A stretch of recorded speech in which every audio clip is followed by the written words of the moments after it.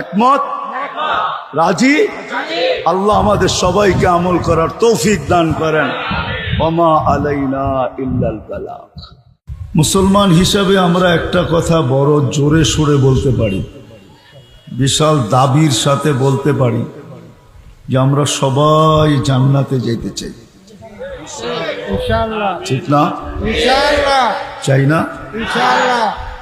না চান না? তাই এরকম কেউ মনে হয় নাই মুসলমানের ভিতরে যে এই কথা বলবে, নিজেকে মুসলমান বলে স্বীকার করে, আর এই কথা বলবে যে আমি জান্নাত চাই না। এরকম মনে হয় কোনো মানুষও নাই, কোনো যুবকও নাই, কোনো বৃদ্ধও নাই, কোনো নারীও নাই, কোনো পুরুষও নাই, কোনো ধনীও নাই, কোনো গরিবও নাই, কোনো শাসকও নাই, কোনো শাসিতও নাই। সবাই আমরা জান্নাতে যাইতে চাই, ঠিক না? চান? জান্নাত চিনেন কাকে বলে? জান্নাত চিনেন না শুধু শব্দটাই জানি? না জান্নাত সম্বন্ধে কিছু ধারণা আছে যে জান্নাত জিনিসটা কি? জান্নাতে তো যাইতে চাই, ঠিক না?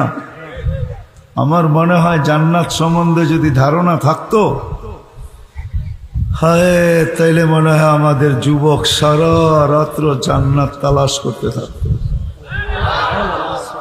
নেটের জগতে উল্টা পাল্টা তালাশ করতো না, গুগলকে বারবার বলতো আমাকে একটু জান্নাতটা দেখায় দে না, জান্নাতটা দেখায় দে না, জান্নাতটা দেখায় দে না। সারা রাত্র জান্নাত তালাশ করতো।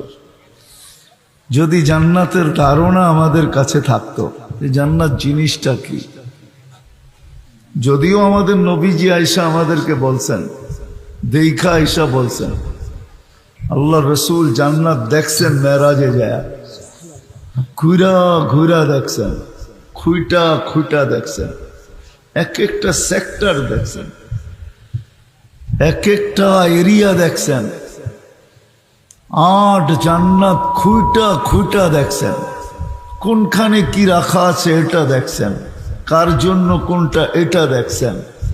না দেখলে কি করে বললেন ওমর তোমার জান্নাত দেখা আসছি? বাহির থেকে দেখেই আমি আকৃষ্ট হয়ে গেছি, জিজ্ঞাসা করছি এত সুন্দর বাড়িটা কার?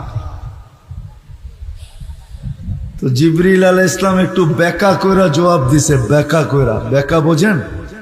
ডাইরেক্ট বলে নাই, বলছে সব কোরাইশি, এক কোরাইশি যুবকের বাড়ি।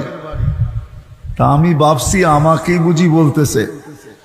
তো কথা বলতে বলতে বিলকুল গেটে চলে গেছি, যখন পাও ঢুকাবো তো বলছে আপনার না ওমরের। তখন তোমার আত্মমর্যাদার কথা মনে উঠছে যে তুমি দেখো না, আমি আগে দেখি কি করে ভিতরটা, বাহিরটা তো দেখলাম।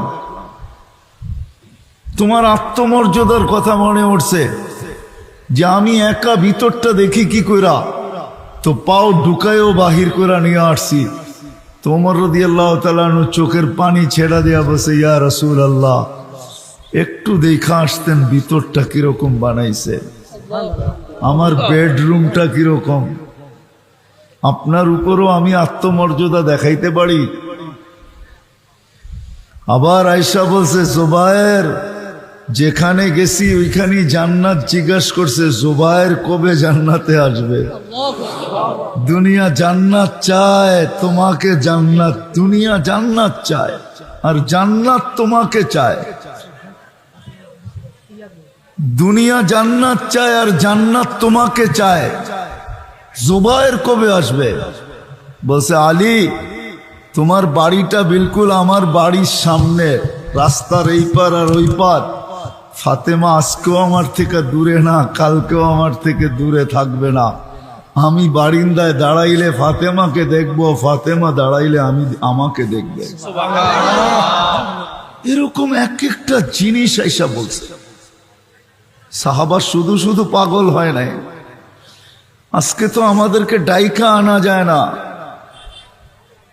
মাথার গাম পায়ে ফেলায়ও বুঝানো যায় না চোখের পানি দিয়েও যুবকদেরকে বোঝানো যায় না।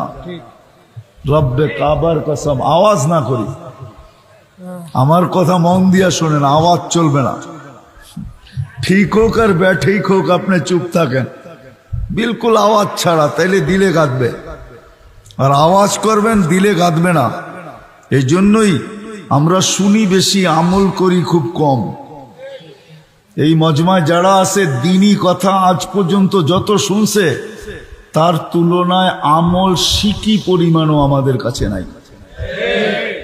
কারণ কি জানেন? এটাই, চুপচাপ ধ্যান দিয়া শুনি না। কেননা শয়তান তো এমন না আপনাকে ওয়াজে পাঠায়া দিয়া সে এখন ট্যাবলেট খায়া একটু ঘুমায়া নিতেছে, ঠিক না? এমন না তো, হ্যাঁ, সেও তো সাথে চলে আসছে, ঠিক না?